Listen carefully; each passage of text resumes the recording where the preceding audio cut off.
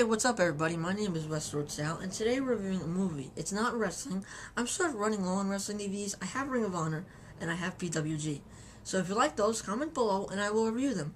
I have about 2 or 3 more WWE DVDs, so I need ideas for that.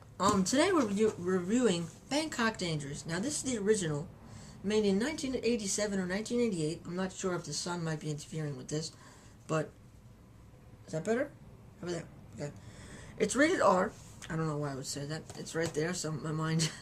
Running time 105 minutes, and it's in Thai with English subtitles. Now, I'm not sure if I said that right, but it's not in English, so subtitles is a must, basically. This is not the remake, so now we're going to go with the summary, and then I'm going to go with my opinions and a rating for the overall movie. So let's get started. Kong is a deaf assassin who is also mute, who gets his jobs or missions from Aeon, a hostess at a Bangkok go-go bar. Since he can't hear a gun recoil because he's deaf, he has no emotional connection with the people he kills. He lives with a longtime friend Joe, whose ex-girlfriend is Aeon, and met him at a shooting range, impressing him with his ranged gun skill. Afterwards, Joe trained him how to shoot tactically in combat. Kong knew how to shoot, but not defensively, not maneuverly. You know, I'm not sure even if that's a word, but okay. Eventually leading to contact work, which he's doing now. Back to the main story that was in the past. After returning from a well-paid mission, Kong ends up going to the local pharmacy for meds, because he has a cold, and that's where he meets Fawn, and develops feelings for her. Everything goes well until one night in the park, Kong has to show Fawn who he truly is by using his assassin skills to fight off 2 would-be armed robbers. And that scares her off until the end of the movie. We'll get into that. Oh, it's a nasty question mark. Meanwhile, in other scenes, Aeon continuously rejects the advantage of a mob-influenced boxer at the go-go bar, who comes back and rapes her in one of the more hard-hitting scenes in the movie. You don't want kids in the room at this point, you know. Joe finds out in due time and supposedly gets info of where the perpetrators are, but falls directly into a trap. Now, he gets the gun because in every assassin assignment, the people get a yellow envelope with a photo of the person, where they hang out, and a gun. Preferably a pistol, you know? Or a sniper rifle. There's one scene where Kong actually gets a sniper rifle. He goes into the... He goes right barging in. He jumps on the table, shoots all the guys, and then aims the gun at the boxer who raped Aeon. Now, you'd think it's all going well, but the bullets are actually fake. Someone actually set him up.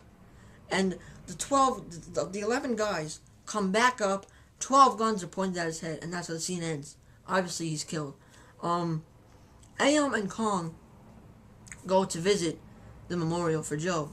And while they're leaving, or at the cafe they hang out at, I think it's at the cafe, I'm not exactly sure, they escape because they get side-swiped. I don't know if that's a word, but they get chased. They get chased by the boxer's henchmen. You know, the boxer's crew, supposedly. Aeon and Kong escape, but Aeon gets shot in the stomach, and she dies. And Kong just goes nuts, and he kills the boxer and his friends at a private restaurant. He just barges in, boom, boom, boom, boom.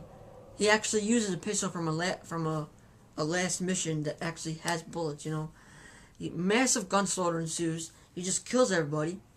After that, he goes after the mob boss of everybody, of the boxer. He just wants to avenge. He wants to kill everybody who was a bad guy in Joe's assassination. You know, so the mob boss is held up in a water bottling plant on the edge of town.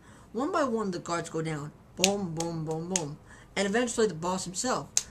Kong, in one last act of defiance, kills himself in front of the cops who've arrived. And Fawn, who got the address from Kong before he left to assassinate the boss and his henchmen, you know. That's why I said she comes back later.